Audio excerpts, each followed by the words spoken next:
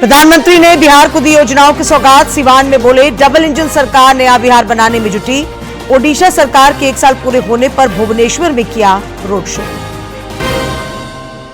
दुनिया भर में कल मनाया जाएगा 11वां अंतर्राष्ट्रीय योग दिवस। विशाखापट्टनम में योगाभ्यास करेंगे पीएम। झारखंड में भी तैयारियां पूरी। देवघर एम्स में शुरू होगी इमरजेंसी सेवा। केंद्रीय मंत्री अन्नपूर्णा देवी ने देवघर में लिया वन स्टॉप सखी सेंटर का जायजा। पीड़ित महिलाओं से बात कर सुनी समस्याएं। योग दिवस पर बाबा नगरी में रहेंगी मौजूद। और राजधानी रांची समेत कई जिलों में लगातार हो रही बारिश पर लगा ब्रेक। पलामू, गढ़वा, हजारीबाग के लिए ऑरेंज अलर्ट। कई नदियां खतरे के निशान के ऊपर।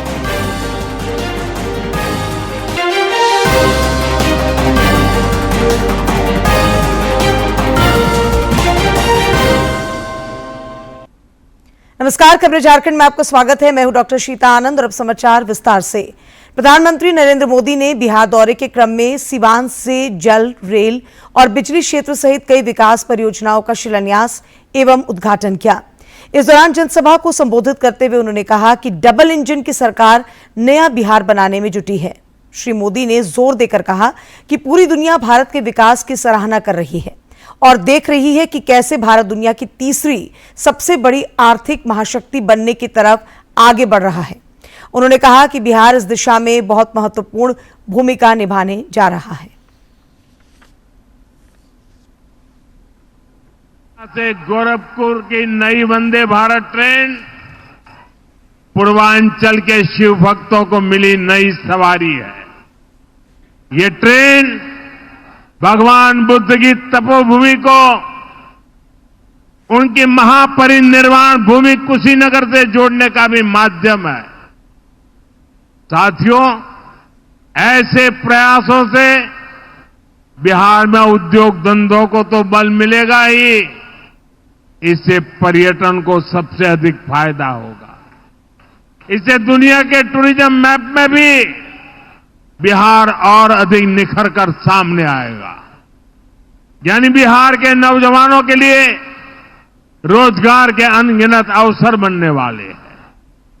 साथियों, देश में सबको आगे बढ़ने के अवसर मिले, किसी के साथ भी भेदभाव न हो, ये हमारे संविधान की भावना है। हम भी इसी भाव से कहते हैं, सबका साथ, सबका विकास। बिहार दौरे के बाद ओडिशा सरकार के 1 साल पूरा होने पर आयोजित कार्यक्रमों में शिरकत करने के लिए प्रधानमंत्री ओडिशा पहुंचे। यहां उन्होंने भुवनेश्वर एयरपोर्ट से लेकर जनता मैदान तक रोड शो किया। इस दौरान लोग हाथों में तिरंगा लेकर प्रधानमंत्री की एक झलक पाने के लिए आतुर दिखे। लोगों ने प्रधानमंत्री की गाड़ी पर पुष्प वर्षा करते हुए भारत माता की जय के नारे भी लगाए। प्रधानमंत्री ने भी हाथ जोड़कर अभिवादन स्वीकार किया। के देख रहे हैं कि किस तरह से लोगों में उत्साह है। प्रधानमंत्री नरेंद्र मोदी की तस्वीरें और तिरंगों के साथ पीएम मोदी के स्वागत के लिए मौजूद हैं। देखिए, बिल्कुल ऋतु, आप देख करोड़ से ज्यादा की जो रेल परियोजना है उसकी शुरुआत प्रधानमंत्री करने जा रहे हैं कि किस तरीके से उड़ीसा के करने के लिए, और वही संस्कृति और वही कला आपको इस समय रोड पर दिखाई दे रही है। और बच्चे भी आप देखें कि छोटे छोटे बच्चे हैं, वो प्रधानमंत्री की एक झलक पाने के लिए, क्योंकि प्रधानमंत्री नरेंद्र मोदी का एक तरीके से कहें कि प्रसिद्धि इतनी है कि जो छोटे छोटे जो बच्चे हैं उनमें भी मोदी सरकार एक तरीके से उनके मस्तिष्क में चढ़ी हुई है। और यही कारण है कि जब प्रधानमंत्री का जिक्र आता है तो न केवल युवा, बुजुर्ग, महिलाएं, बच्चे भी प्रधानमंत्री की एक झलक पाने के लिए सड़कों पर निकल पड़ते हैं। और वही दृश्य ऋतु आपको दिखाई दे रहे हैं। ये कलाकार आप देखें कि जो उड़ीसा के अलग अलग हिस्सों से ये कलाकार पहुंचे अपनी कला का प्रदर्शन करने के लिए प्रधानमंत्री नरेंद्र मोदी के सामने। प्रधानमंत्री नरेंद्र मोदी ने ओडिशा सरकार के 1 वर्ष पूरा होने के उपलक्ष्य में आयोजित कार्यक्रम में हिस्सा लिया। इस अवसर पर उन्होंने 18,600 करोड़ रुपए से अधिक की कई परियोजनाओं का उद्घाटन और शिलान्यास किया। मौके पर अपने संबोधन में उन्होंने कहा कि राज्य में भाजपा की डबल इंजन की सरकार बनने के बाद यहाँ के आदिवासियों को न्याय मिला है। ओडिशा में भाजपा की सरकार बनते ही आर्थिक और सामाजिक परिवर्तन का नया दौर शुरू हो गया है। वर्षों से भारतीय सभ्यता को, हमारी संस्कृति को समृद्ध करता रहा है। इसलिए आज जब विकास और विरासत का मंत्र भारत की प्रगति का आधार बना है, तब ओडिशा की भूमिका और बड़ी हो गई है। बीते एक वर्ष में ओडिशा ने विकास भी और विरासत भी इस मंत्र को आत्मसात करके दिखाया है। इस मंत्र पर तेजी से आगे बढ़ा है। साथियों, ये सुखद संयोग है कि जब ओडिशा की बीजेपी सरकार अपने 1 साल पूरे कर रही है, तब आप सभी भगवान जगन्नाथ जी की रथ यात्रा की तैयारियों में जुटे हैं। अंतर्राष्ट्रीय योग दिवस में महज एक दिन शेष है। योग दिवस को खास बनाने के लिए जमशेदपुर के स्कूलों में भी विद्यार्थियों को योगाभ्यास कराया गया। देखिए ये रिपोर्ट। जमशेदपुर की सिमुल डांगा उत्क्रमित +2 उच्च विद्यालय में स्कूली विद्यार्थियों को योगाभ्यास कराया जा रहा है। योग शिक्षक बच्चों को सूक्ष्म योग, भुजंगासन, भद्रासन, त्रिकोणासन, अर्धचक्रासन, अनुलोम विलोम, कपालभाति, पवन मुक्तासन सिखा रहे हैं। योग शिक्षक पवन कुमार मिश्रा ने कहा कि नियमित योगाभ्यास से बीमारियां दूर होती हैं। योग में जो है भस्त्रिका, कपालभाति, अनुलोम विलोम, उज्जयी और सूक्ष्म क्रियाएं उनको बताया जाता है। वहीं पतंजलि की योग शिक्षिका आरती सिन्हा ने योग को अंतर्राष्ट्रीय फलक पर लाने के लिए प्रधानमंत्री नरेंद्र मोदी के प्रति आभार जताया। उन्होंने कहा कि वे वर्ष भर योगाभ्यास करती हैं और अन्य लोगों को भी योग करने के लिए प्रेरित करती हैं। वहीं स्कूल की योग शिक्षिका बबीता देवी ने कहा कि योगाभ्यास से आत्मबल बढ़ता है। मैं माननीय प्रधानमंत्री जी को धन्यवाद करना चाहूँगी, जिन्होंने आज योग को अंतर्राष्ट्रीय दिवस के रूप में मनाने का जो अवसर दिया है, और उसके लिए मैं बहुत बहुत आभार हूँ। योग से हमारा शारीरिक, मानसिक और आध्यात्मिक लाभ होता है और बच्चे में आत्मबल बढ़ता है, शारीरिक वृद्धि होती है और उसमें शक्तियाँ बढ़ती हैं और बहुत सारे चीज़ों में जिसे याद करने की क्षमता जो है बच्चों में जो कमी होती है वो सारी चीज़ों को बढ़ती है। योगाभ्यास कर रही स्कूली छात्राओं ने कहा कि योगाभ्यास से सकारात्मक ऊर्जा का संचार होता है, शरीर स्वस्थ रहता है और बीमारियां दूर होती हैं। योग से बहुत कुछ सीख मिलता है, जो मन को शांति मिलता है और शरीर स्वस्थ रहता है। योग करने से मेरा शरीर स्वस्थ हुआ है। कपाल भारती योग करने से सब बीमारी ठीक हो जाता है। आज हम लोग योग किए, बहुत अच्छा लगा। योग विश्व को भारत की देन है। नियमित योगाभ्यास से न केवल शारीरिक विकार दूर होते हैं, बल्कि स्मृति स्तर बढ़ती है और स्वास्थ्य वर्धन भी होता है। डीडी न्यूज के लिए जमशेदपुर से राजेश लालदास की रिपोर्ट। केंद्रीय महिला एवं बाल विकास मंत्री अन्नपूर्णा देवी बाबा नगरी देवघर में आयोजित योग दिवस समारोह में भाग लेंगी। केंद्रीय मंत्री के देवघर पहुंचने पर उपायुक्त नमन प्रेयस लखड़ा ने उनका स्वागत किया। अन्नपूर्णा देवी ने सोशल मीडिया पर अपने एक पोस्ट में कहा कि बाबा बैद्यनाथ की नगरी देवघर आने पर मन, आस्था और शरीर नई ऊर्जा से भर जाता है।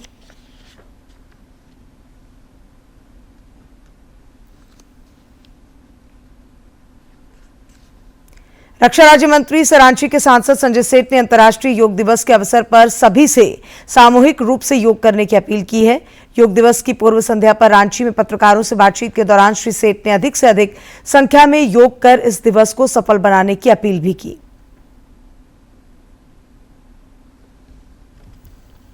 रक्षा राज्य मंत्री सह रांची के सांसद संजय सेठ ने अंतर्राष्ट्रीय योग दिवस के अवसर पर रांची वासियों से सामूहिक रूप से अधिक संख्या में योग करने की अपील की।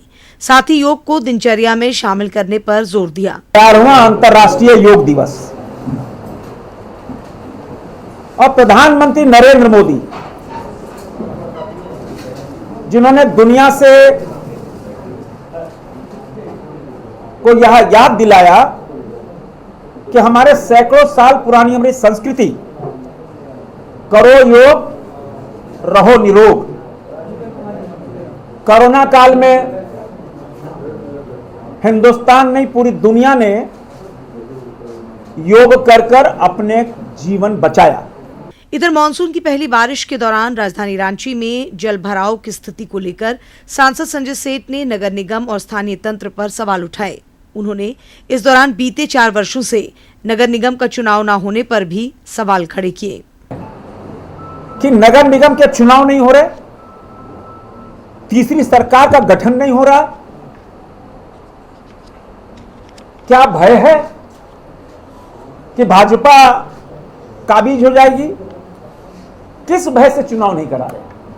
सांसद संजय सेठ ने कहा कि वो रांची को 1 साल के अंदर नंबर 1 बना सकते हैं, लेकिन इसमें रांची वासियों का सहयोग अपेक्षित है। रांची हिंदुस्तान का 1 नंबर सिटी बन सकता है इंदौर को पछाड़कर। हमारे में कोई कमी नहीं है, किंतु कमी है ब्यूरोक्रेसी में। रक्षा राज्य मंत्री संजय सेठ ने जहां एक ओर योग को वैश्विक पटल पर लाने के लिए प्रधानमंत्री नरेंद्र मोदी के प्रति आभार व्यक्त किया, वहीं दूसरी ओर रांची की बदहाल व्यवस्था पर चिंता भी जताई।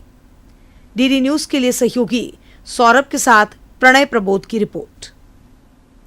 कल दुनिया भर में 11वां अंतर्राष्ट्रीय योग दिवस मनाया जाएगा। भारत में मुख्य कार्यक्रम आंध्र प्रदेश के विशाखापट्टनम में आयोजित होगा, जिसे प्रधानमंत्री नरेंद्र मोदी शिरकत करेंगे।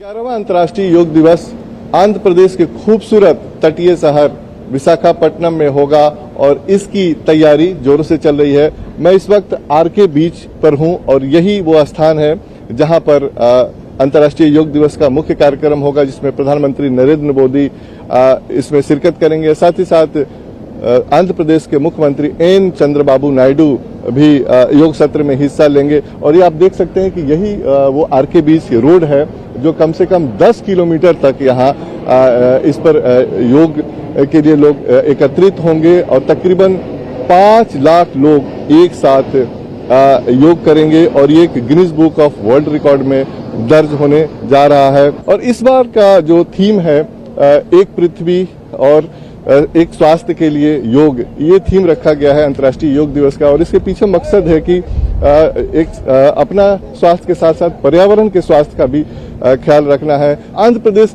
बीते 1 महीने से योग आंध्रा नाम के अभियान चलाया हुआ है और उसमें उनकी कोशिश है कि 10 लाख से ज्यादा वॉलंटियर तैयार हो सके जो लगातार योग करें और लोगों को गांव-गांव तक योग के बारे में जानकारी दें, उनको प्रशिक्षित करें। तो एक बहुत बड़ा अभियान आंध्र प्रदेश ने भी छेड़ रखा है। राज्य सरकार की जबरदस्त तैयारी है और आंध्र प्रदेश एक कोशिश कर रहा है कि जो प्रिवेंटिव हेल्थ केयर की दिशा में एक उदाहरण बने। हम जानते हैं कि चंद्रबाबू नायडू अपने अलग अलग विजन के लिए, अलग अलग नए इनिशिएटिव आइडिया के लिए जाने जाते हैं और इस बार का जो अंतर्राष्ट्रीय योग दिवस है उसका जो चयन हुआ है विशाखापट्टनम में। प्रधानमंत्री मन की बात में उन्होंने इस बात का जिक्र किया था कि जो आंध्र प्रदेश की बहुत ही खूबसूरत तटीय शहर है जो अपने प्राकृतिक सौंदर्य के लिए विशाखापट्टनम जाना जाता है। और योग हम जानते हैं कि न केवल अभ्यास है बल्कि ये एक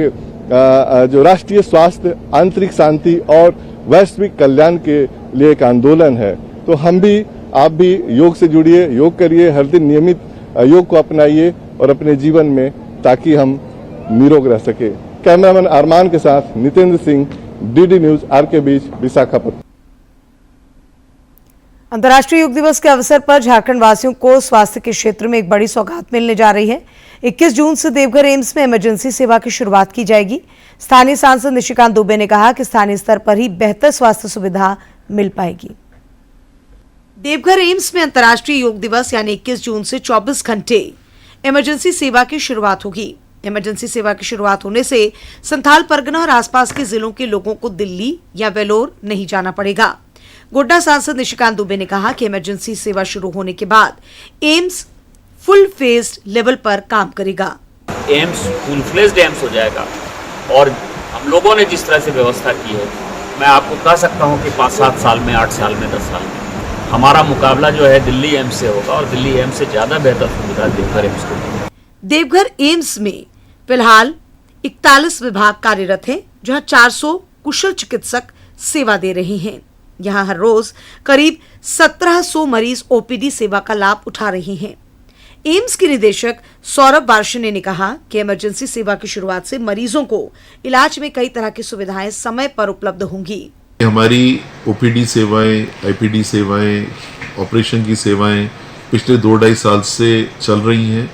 तो हम लोग इस महीने हम लोगों ने निश्चय किया है कि हम लोग अपनी आकस्मिक सेवाओं को शुरू करेंगे। संथाल परगना और आसपास के जिलों के लिए स्वास्थ्य सेवाओं का प्रमुख केंद्र बन चुका देवघर एम्स में रैन बसेरा की भी शुरुआत की गई है।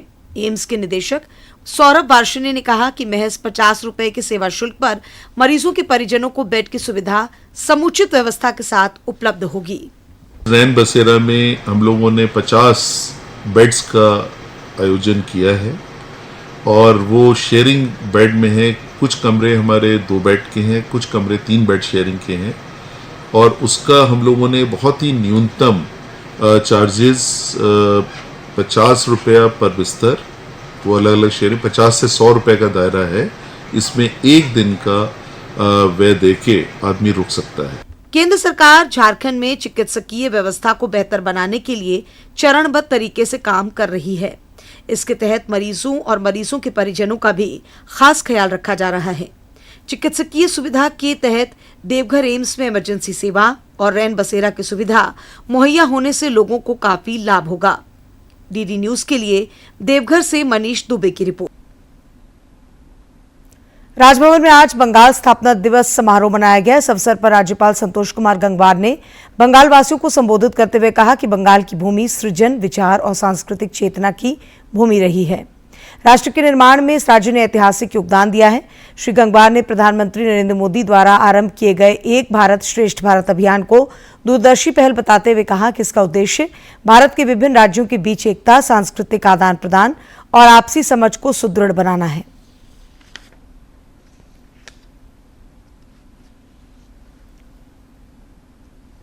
की सुगंधित तैयारियों हर स्वाद एक परंपरा और पहचान लिए होता है।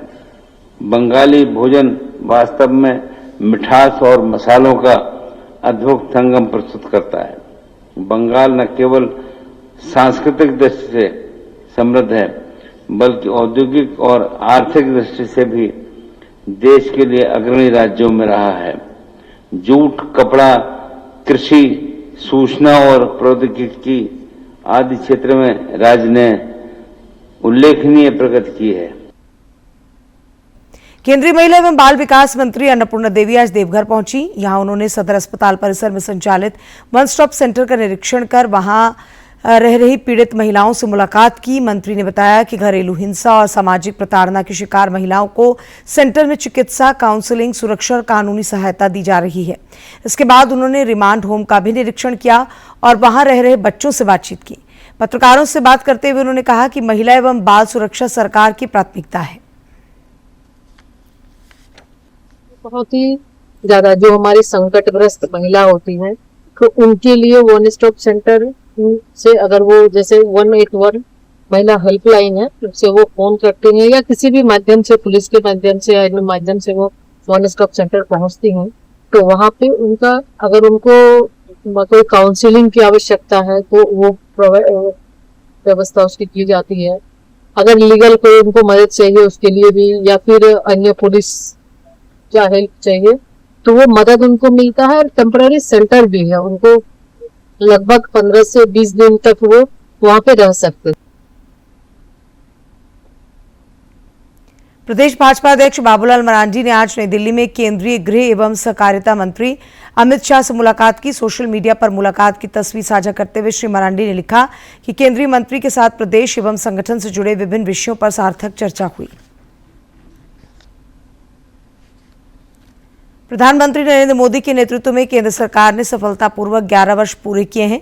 भाजपा के प्रदेश प्रवक्ता प्रतुलनाथ शाहदेव ने इस कार्यकाल को सेवा, सुशासन और गरीब कल्याण के प्रति संकल्पित बताया है। डीडी न्यूज से खास बातचीत में प्रतुलनाथ शाहदेव ने केंद्र सरकार की उपलब्धियां गिनवाई।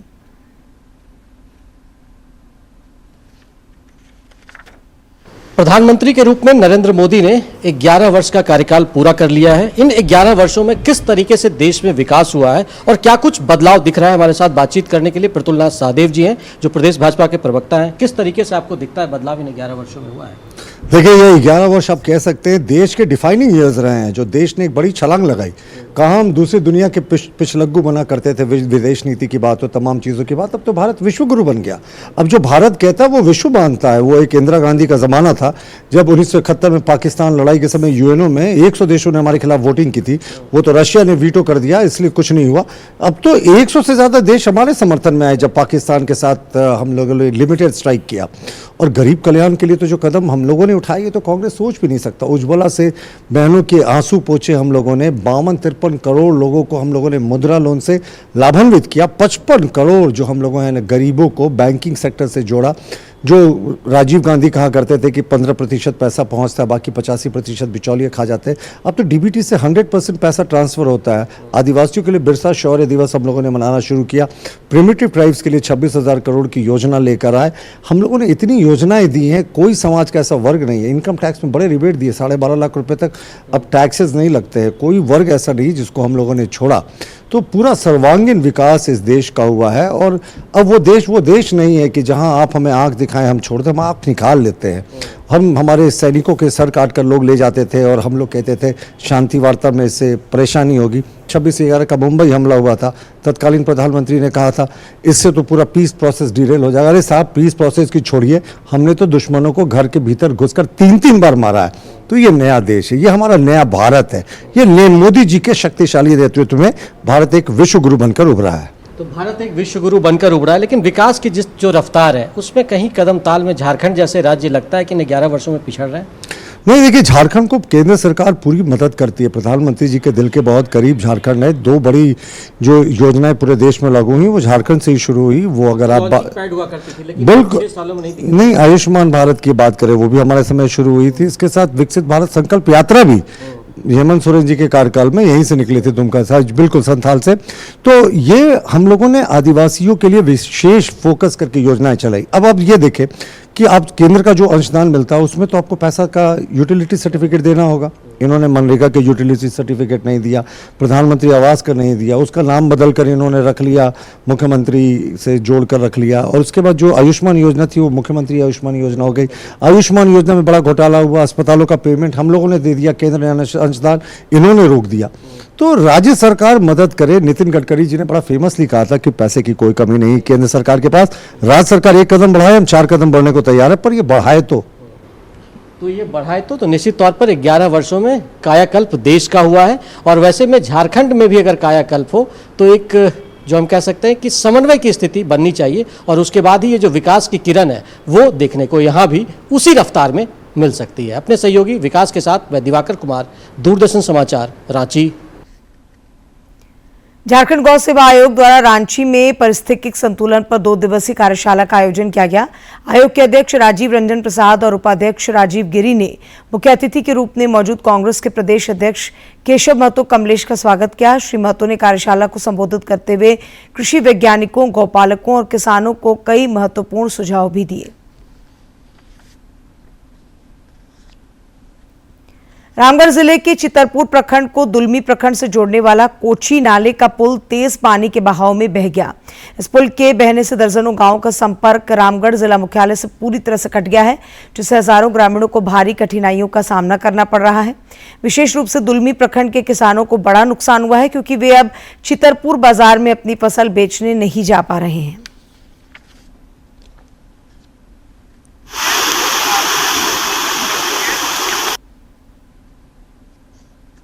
पलामू जिले में लगातार बारिश के कारण कोयल और सोन नदी समेत कई नदियां उफान पर हैं।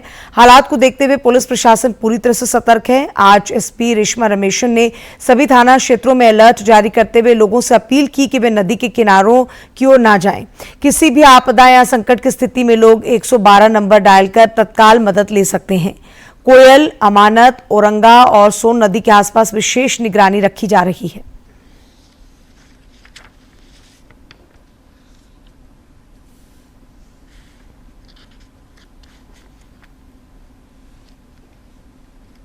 नदी में जो है पानी का बहाव और पानी का लेवल जो है बढ़ गया है और झारखंड के अन्य जगह पे भी आप देख रहे हैं कि पुल वगैरह बह गया है।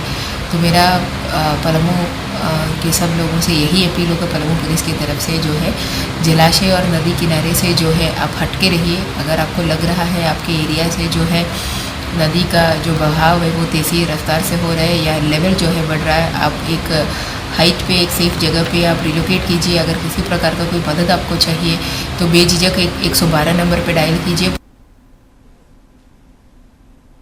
और अंत में मुख्य समाचार एक बार फिर।